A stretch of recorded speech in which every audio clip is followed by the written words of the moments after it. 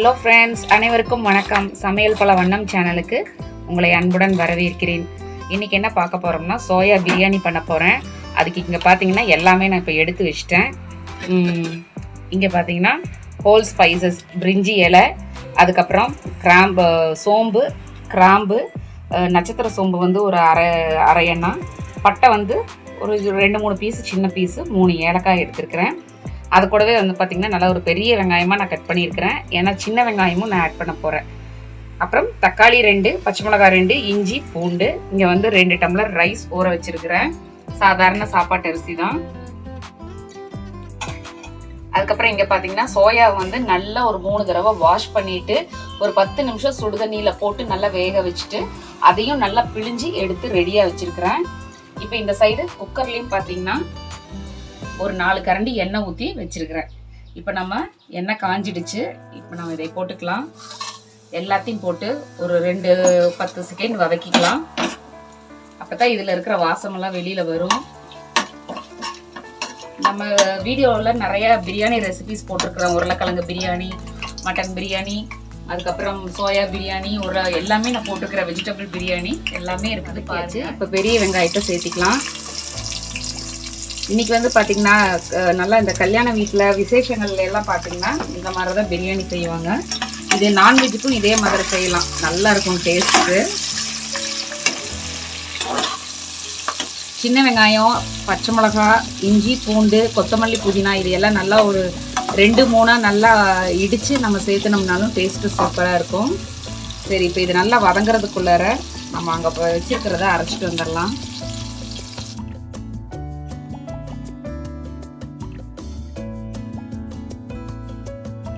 இப்போ ஒரு mixie jar எடுத்துருக்கிறேன். அதில் வந்து பார்த்திங்கன்னா 1 இன்ச்சுக்கு வந்து இஞ்சி, அதுக்கப்புறம் ஒரு 5-6 பல் பூண்டு, நல்லா ஒரு பெரிய பல்லாக தான் எடுத்துருக்கிறேன்.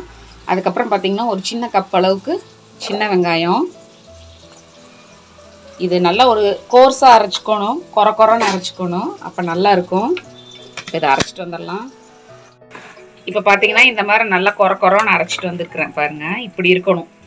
இப்போ இதையும் போட்டு நம்ம நல்லா வதக்கிக்கலாம், பச்சை வாசம் போகிற. இப்போ இந்த வெங்காயம் நல்லா வதங்குற போது சேம் இதையும் போட்டு வதக்கிக்கலாம். இது இன்னும் கொஞ்சம் வதங்கட்டும். இல்லைன்னா இஞ்சி பூண்டு போடுறதுக்கு அதுக்கும் சீக்கிரமாக பாத்திரம் அடி பிடிக்கும். நம்ம இந்த மாதிரி போட்டுக்கிட்டோம்னா கரெக்டாக இருக்கும். இன்னும் ஒரு 5 நிமிஷம் கழிச்சு போடலாம். இப்போ கொஞ்சம் வதங்கிடுச்சு. இப்போ நம்ம மிக்ஸி ஜாரில் அரைச்சோம் இல்லையா, இஞ்சி, பூண்டு, வெங்காயம், இதை அரைச்சி போட்டுடலாம். இஞ்சி, பூண்டு, வெங்காயம் எல்லாம் பாரு நல்லா வதங்கிருச்சு. இப்போ இந்த நேரத்தில் நம்ம அடுத்ததாக ஃபஸ்ட்டு நம்ம எதை சேர்த்திக்கணும்னா இந்த சோயா சங்க்ஸ் தான் சேர்த்திக்கணும். சோயாவை தான் சேர்த்திக்கணும். ஏன்னா இந்த சோயாவில் வந்து எந்த ஒரு டேஸ்ட்டும் இருக்காது. நம்ம ஆட் பண்ணுற மசாலாஸ்லேயும் அப்புறம் அதில் தான் டேஸ்ட் இருக்கும். அதனால் நீங்கள் வந்து பார்த்திங்கன்னா முதல்ல இதை போட்டு நல்லா பரட்டிட்டிங்கன்னா இதுக்குள்ளார நல்லா டேஸ்ட் இறங்கும். இல்லைன்னா சாப்பாடு குஸ்கா தனியாக, சோயா தனியாக டேஸ்ட் வந்து இருக்கும். இந்த மாதிரி நீங்கள் போட்டுக்கிட்டிங்கன்னா பிரியாணிலே நல்ல டேஸ்ட்டு கிடைக்கும்.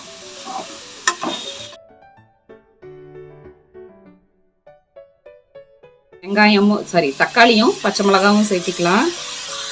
தக்காளி, பச்சை மிளகா சேர்த்தியாச்சு. இப்போ நான் வந்து 2 மீடியம் சைஸ் தக்காளி, அதுக்கப்புறம் சின்னதாக ஒரு 2 பச்சை மிளகா தான் சேர்த்திருக்கிறேன். நம்ம இஞ்சி, பூண்டு, வெங்காயம் எல்லாம் போட்டு வதக்கணும் இல்லையா, அந்த மிக்ஸி ஜாரில் ஒரு 1/4 டம்ளர் தண்ணி இருக்கும். அதை மட்டும் இப்படி ஊற்றிக்கலாம். அப்படி வந்து ஊற்றுனீங்கன்னா உங்களுக்கு கீழே அடி பிடிக்காமல் இருக்கும். அதே சமயம் இதெல்லாம் வதங்கி நல்லா டேஸ்ட் கொடுக்கும். வந்து ஒரு கை, அப்புறம் கொத்தமல்லி வந்து ஒரு கை, இதையும் போட்டு நல்லா பரட்டி விட்டுறலாம்.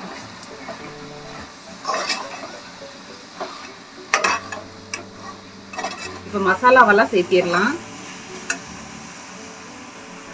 ஒரு 1/2 டீஸ்பூன் வந்து மல்லித்தூள், ஒரு 1/2 டீஸ்பூன் வந்து மிளகாய்த்தூள். நான் வந்து வெயில் அதிகமாக இருக்கிறதுனால கொஞ்சம் மிளகாய்த்தூளெல்லாம் கம்மியாக தான் போடுறேன். இது வந்து பிரியாணி மசாலா வந்து 1 ஸ்பூன் போட்டுக்கிறேன். ஒரு சாதாரண 1 டீஸ்பூனில் இது வந்து சீரகத்தூள், இதுவும் வந்து கொஞ்சம் போட்டுக்கிறேன், ஒரு 1/4 ஸ்பூன் போட்டு. இப்போ நம்ம மசாலாவெல்லாம் போட்டாச்சு. இதை வந்து நல்லா பரட்டி விட்டுறலாம். ஃபஸ்ட்டே நம்ம மசாலா போட்டோம்னா அப்புறம் இதெல்லாம் இதாகும். இப்போ வந்து கருகிற மாதிரி ஆகிடும், ரொம்ப இதாகிக்கும். இப்போ நம்ம போட்டோம்னா இங்கே பாருங்கள் அப்படியே நல்லா வந்து ஜூஸியாக இருக்குது பாருங்கள். ரொம்ப ஆவி அடிக்குது. இங்கே பாருங்கள் எங்கேயுமே அடியெல்லாம் பிடிக்கல, கரெக்டாக இருக்கும். இந்த மாதிரி கோட்டிங்காக இருக்கணும், அப்போ தான் வந்து நம்ம சாப்பிடும்போது சோயா பிரியாணி சூப்பராக இருக்கும், செம்ம டேஸ்ட்டாக இருக்கும். இதே மெத்தடில் நீங்கள் செஞ்சு பாருங்கள், அருமையான டேஸ்ட் இருக்கும். தண்ணி ஊற்ற போகிறேன். நான் வந்து 2 டம்ளர் சாதாரண சாப்பாட்டு அரிசி தான் எடுத்துருக்கிறேன். பாஸ்மதி ரைஸ் வந்து எங்கள் வீட்டில் அவருக்கு பிடிக்காது. ஸோ வந்து பார்த்திங்கன்னா ஒன்று சீரக சம்பா, அப்படி இல்லைன்னா சாதாரண சாப்பாட்டு அரிசி தான் நான் போடுவேன்.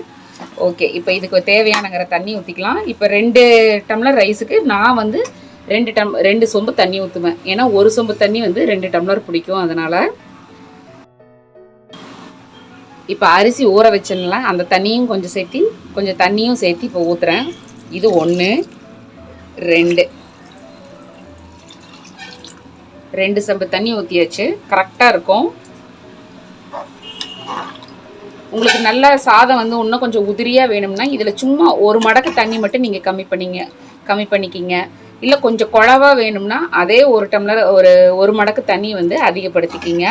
நான் வந்து கொஞ்சம் குழைவாக தான் வைப்பேன், ஏன்னா அப்போ தான் வந்து நம்ம ஒரு பஞ்சிங்காக இருக்கும் நம்ம இப்போ சேர்த்துற இந்த மசாலாஸோடு சேர்த்து. ஏன்னா நம்ம பிரியாணி வந்து எப்போவுமே பார்த்திங்கன்னா ட்ரையாக இருக்காது. ட்ரை பிரியாணி எங்கள் வீட்டில் பிடிக்காது, நல்லா ஒரு பஞ்சிங்காக இருக்கிற பிரியாணி தான் பிடிக்கும். உங்களுக்கு நான் ஏற்கனவே சொல்லியிருக்கிறதெல்லாம். ஓகே ஃப்ரெண்ட்ஸ், இந்த மாதிரி செஞ்சு பாருங்கள், செம்ம டேஸ்ட்டாக இருக்கும்.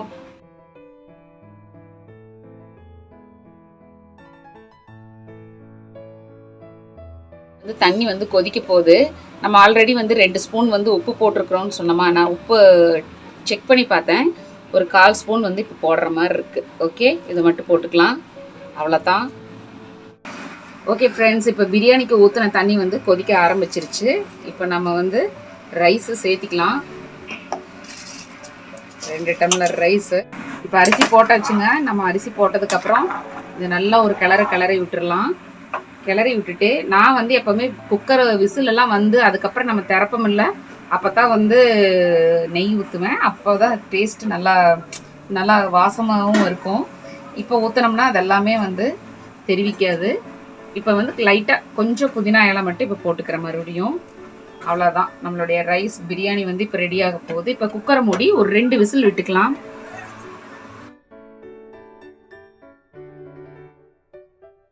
இதை அப்படியே வச்சுட்டு நம்ம குக்கரை மூடி 2 விசில் விட்டுக்கலாம். என்னோடய ப்ரெஷர் குக்கரில் 2 விசில் விட்டால் சூப்பராக இருக்கும். சாப்பாட்டுக்கு நான் தான் வந்து ஒரு 4 விசில் விடுவேன். இந்த மாதிரி பிரியாணிக்கெல்லாம் வந்து 2 விசில் தான். விசில் போட்டாச்சு, வரட்டும். விசில் வர்றதுக்குள்ளார நம்ம வந்து தயிர் பச்சடிக்கு வந்து வெங்காயத்தை வந்து நான் நல்லா துருவிக்க போகிறேன். இது வந்து ரொம்ப லேசாக வரும்,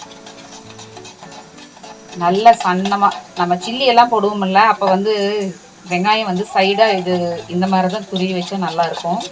நம்ம கட் பண்ணினோம்னாலும் கூட கொஞ்சம் திக்காக இருக்கும், இதில் போட்டால் கரெக்டாக இருக்கும்.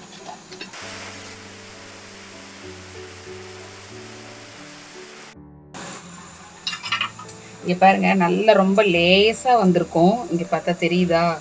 இங்கே பாருங்கள், ரொம்ப லேசாக வந்திருக்கும். உங்களுக்கு இதில் வெங்காயம் வந்து காரம் இருக்கும் அப்படின்னா நீங்கள் இதை பிழிஞ்சிட்டிங்கன்னா கொஞ்சம் வெங்காயம் ஜூஸ் வந்துடும், அதை நம்ம எடுத்துட்டும் கூட தயிர் பச்சடிக்கு சேர்த்துக்கலாம்.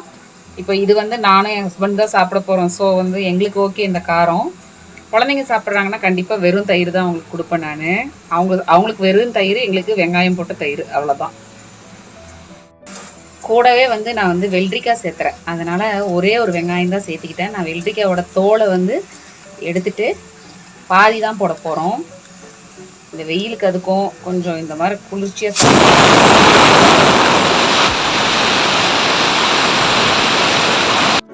இதையும் வந்து நல்லா துருவிக்கலாம்.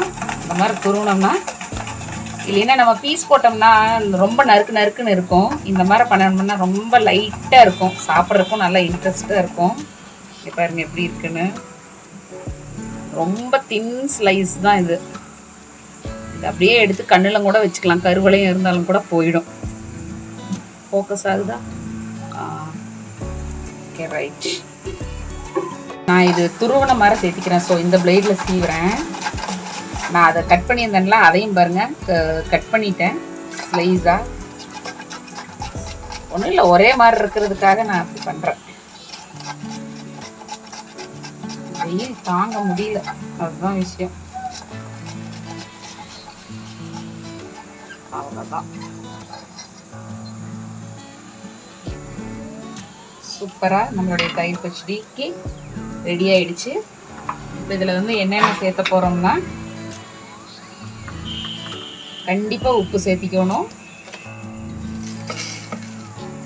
சுகர், சர்க்கரை வந்து ஒரு 1/4 ஸ்பூன் தான் சேர்த்திக்கணும். ஹோட்டலில் வந்து இது நல்லா ஸ்வீட்டாக இருக்கும். நீங்கள் சாப்பிட்டு பார்த்தீங்கன்னா தெரியும், அவங்க வந்து சர்க்கரை சேர்த்துவாங்க. அப்போ தான் வந்து டேஸ்ட் என்ஹான்ஸ் பண்ணி கொடுக்கும். அதுக்காக இப்போ நம்ம தயிர் சேர்த்திக்கலாம். நான் வந்து நல்லா 1 கப்பு தயிர் சேர்த்திட்டேன். தயிர், உப்பு, சர்க்கரை. நீங்கள் இதில் கேரட்டு, தக்காளி இதெல்லாம் கூட சேர்த்திக்கலாம். அதுவும் வந்து ஒரு ரொம்ப என்ன சொல்கிறது, சேலட் மாதிரி இருக்கும். நீங்கள் அதில் லெமன் புளிஞ்சிட்டிங்கன்னா சேலடு, தயிர் ஊற்றிட்டிங்கன்னா பச்சடி, அவ்வளோதான். இன்னும் கூட தயிர் ஊற்றிக்கிறேன், சாப்பிடும் போது ஊற்றிக்கலாம். இப்போ இது வந்து மிக்ஸ் ஆகி இருக்கட்டும்.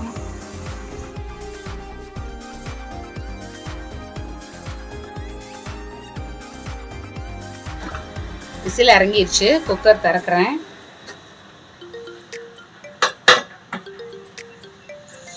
சூப்பராக இருக்குது. மேலே வந்து நல்ல ஒரு காஞ்ச மாதிரி இருக்கும் பாருங்கள். அப்படி இருந்துட்டாலே சாப்பாடெல்லாம் சூப்பராக வந்துருச்சுன்னு அர்த்தம். இப்போ இதை கிளறி விட்டுக்கலாம். ஓகே ஃப்ரெண்ட்ஸ், கேமராக்கு எப்படி இருக்குதுன்னு தெரியல, ஆனால் இங்கே ஒரு நல்ல ஒரு டார்க் கலர் இங்கே இருக்குது.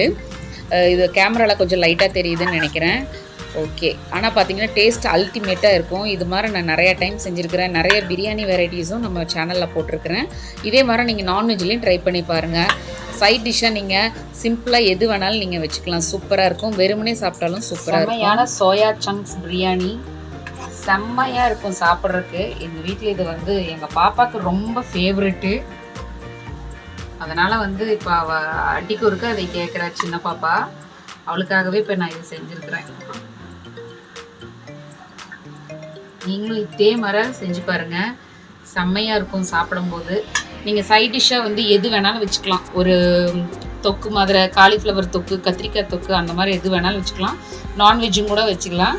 செம்மையாக இருக்குது. நான் இன்றைக்கி வந்து ரொம்ப சிம்பிள் லன்ச் மெனு தான்.